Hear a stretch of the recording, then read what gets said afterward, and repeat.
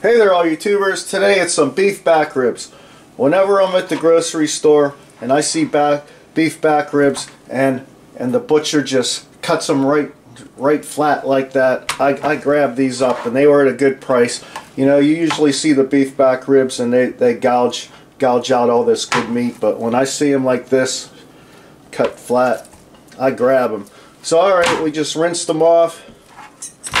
Let me just couple scores on the back, that membrane there, and we're gonna go with some of this Dizzy Pig Colic spicy beef rub. And what I like about this is it's very flavorful and there's no sugar. Just a little bit on the back there, ain't going crazy.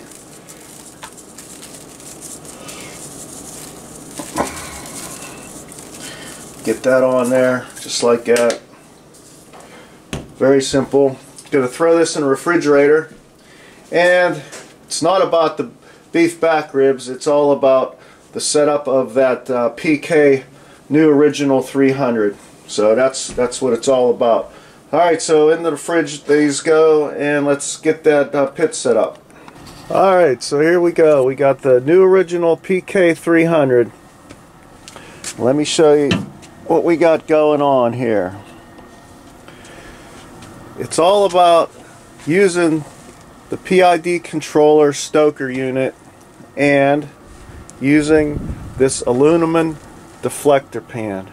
Now, several years ago I saw my buddy Chris over at Big's Home Cooking, and he did a beef back rib, and I first read the description and I said, how are you going to do beef back ribs in that PK? Because you normally, everybody just does the offset charcoal and then the meat on this side, and beef back ribs are way too big. But my man Chris had these griddle grates that he used as a deflector, so he was able to utilize the whole capsule of this PK, and I just thought that was brilliant. And I said, one of these days I got to get me a PK and I'm going to set it up just like Chris did.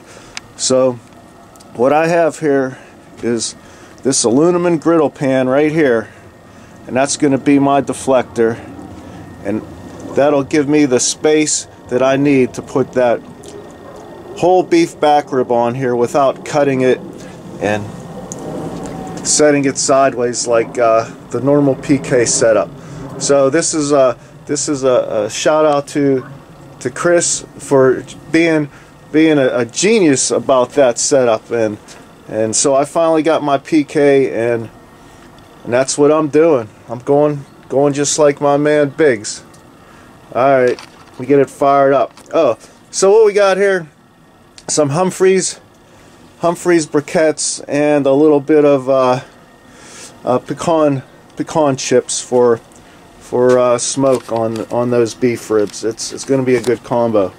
Okay, I got my charcoal lid on in this corner here, and you can see my little diverter diverts the blower, comes down underneath, and keeps it going. My PID controller. Alright, next is this aluminum deflector pan. It's a griddle, the rock.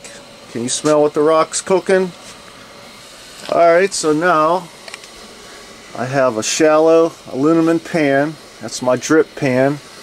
It's going to catch all the grease and everything. And now we have ice. Now we have the Cookmore stainless steel elevated rack. Okay, I'm liking this setup. See that? Alright, so just go ahead, close the capsule, open our vents a little more than halfway, one notch above half. I think that's going to get us going. And on the PID controller, show you, let's go a little hotter than normal. Let's go 255. Yeah, 255 sounds like a good temp. Alright, let me take you around here. If you guys didn't see the last video, my Stoker setup. Don't anybody ask me where I bought that. I didn't buy that. I made that. Watch that first video. Alright. Oh, look at that. We'll be up to temp in no time. I love this aluminum. Love it. Love the aluminum. Oh, I almost forgot. We got to put the leads through there. Alright, almost forgot that. Put the leads, grab that through there. I'm guessing, yeah, let's go about right there. How's that look? It's only barbecue. It's simple stuff here, people. Alright. 255. Alright, we're up to 195 on this pit. There's those back ribs. I'm going to throw these on. Throw these on early. I like to throw the meat on early as the temps are rising in the pit. Because what happens whenever you lift the lid of a charcoal cooker? Temps start taking off because of all the oxygen. So if temps are going to keep rising, they'll reach my target temp. Instead of hitting my target temp, then opening the lid, and then temps are way above, you know, I'd rather just come up to the temp. So that's what that's looking like. Alright, all controlled by the Stoker fan. Bottom vents are closed, top vents cracked a little more than halfway, lids down. Alright, just let it do its thing. All this aluminum's going to heat up. That aluminum deflector pan's going to heat up. It's going to be very efficient, and I'm really digging my new PK. And I just one more shout out to a guy who's really into PKs is PK Matt. Go check out PK Matt. He hasn't been doing much lately, but I hear he's going to be putting out more videos real soon. So check out PK Matt and check out my buddy Chris over at Big's Home Cooking. Metal on. Alright, so we're up to 258 after a little while, and you know, the PID controller is just going to keep that temp right around 255, and I got no worries about keeping temp, holding temp with just the use of the Stoker fan. And I got to tell you, I just really am impressed with this new PK. I just like the looks of it, and it's just pretty cool. And I don't know, I don't really know what else to say about it. We're just gonna let it go. I mean, it's just cooking on a charcoal cooker here, basic barbecue. Oh, I know what I could talk about. So I don't think the covers were available at the time when I ordered this, so I think they were like 70 some bucks. And so I was like, let me just go down to the box store. I went down to Lowe's just to get something cheap, find something cheap that would work, you know. So they had this really nice big Weber cover for a big old gas grill, and it's like huge, but it was like 90 some bucks, almost 100 bucks for this thing. Can you believe that? 100 bucks for a cover? I would never pay that. But it was on sale for like 21 or 20 something, something like that. But all I know is I saved $71 on this. $71. Now the thing is, it is big, and when I put it on here, I wrap it around 1.5 times, and it's got the Velcro. And I mean, for 20 bucks, I think 21 bucks, 22 bucks or something. So if any of you guys got a big old grill, I mean, run down to Lowe's and see if they still got these things. I mean, they had a couple boxes of them. I say 71 bucks, people. 71 bucks. Buy more meat, buy more beer. That's what it's all about. Okay, let's check it out here. 253. Go ahead and take a look at these. Oh, not too bad. Looking good. Crisping up a little bit. Let's check them out. Tenderness here. They're starting to probe pretty nice. Not too bad. Yep, so let's just go ahead and pen them up. That's how I roll.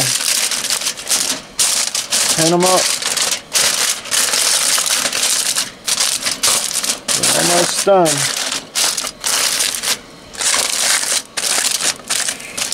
No wrapping. None of this new fancy stuff.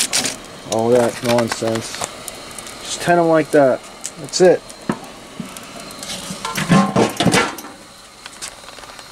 Heavy metal style. Okay, these ribs are done. And just to show you, that Stoker, keeping an even temp, 256. That's right. That's the way to go.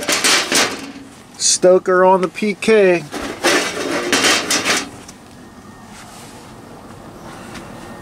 These ribs are done. I'm going to let them rest. Just shut these. Shut that just like that. I'm going to let them rest right inside the PK, and it's almost dinner time. That's what we're doing, people. Just making dinner here. Beef back ribs on the PK. Alright, after resting about 15 minutes in the PK, look at that. See, another nice thing about just tenting those. Look at that. You can see the steam. Close that up. Charcoal starts snuffing itself out. See that? Just like that. Oh, you see that steam? Another great thing about just tenting. Alright, let's get them inside. Okay, so here we go. After smoking a full slab of beef back ribs on the PK. That's right. Let's go ahead and cut these. Cut these right here.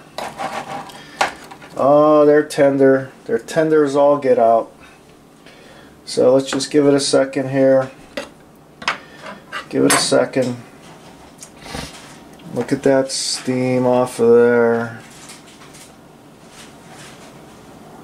It's coming in. It's coming in. The smoke ring is forming. Oh, look at that. Look at that. That is just amazing.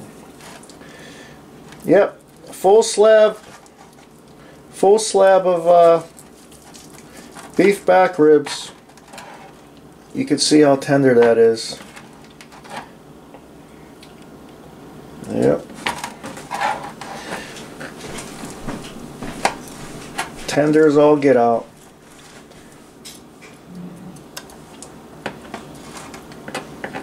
Let's go ahead and get a taste of that.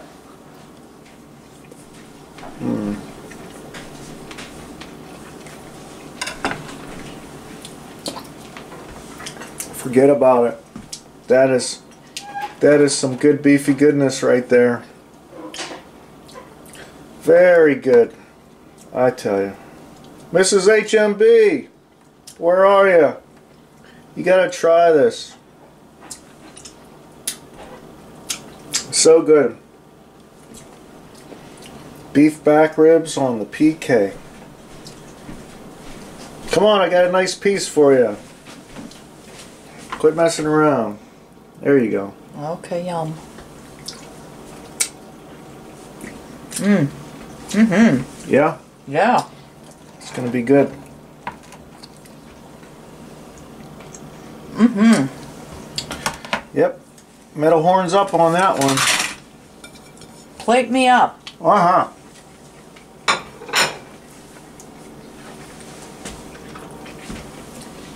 Alright, so a full slab of beef back ribs on the PK.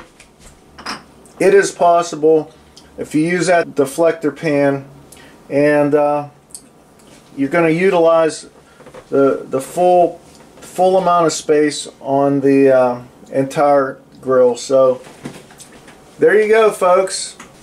Alright, so the PK, use a deflector, aluminum deflector pan, and if you have the ability, hook up a stoker to it.